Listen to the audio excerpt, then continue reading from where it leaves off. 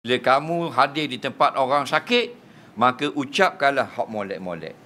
Ha, antara ucapan kat orang sakit yang molek ni benda. Doa.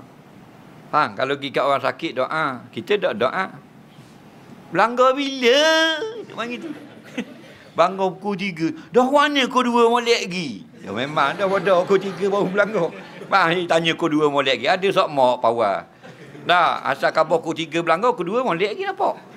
Memang dah. Bukan belanggar pukul 1 suku.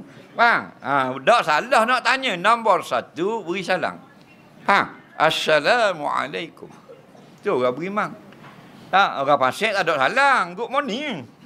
Good evening. Good evening. Nampak? Bro. Dia kita tengok. Padahal hak sakit pun Islam.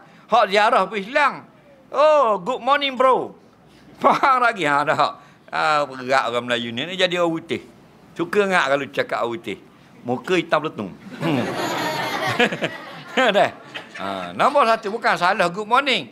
Assalamualaikum. Faham? Apa man kana mu'minan kaman kana fasiqa? Adakah sama orang mukmin dengan orang fasik? Tak sama ucapan lain dah. Nah, orang mukmin assalamualaikum. Nah, yang kedua kalau pergi ke orang sakit, kita mendoakan dia. Mendoakan dia.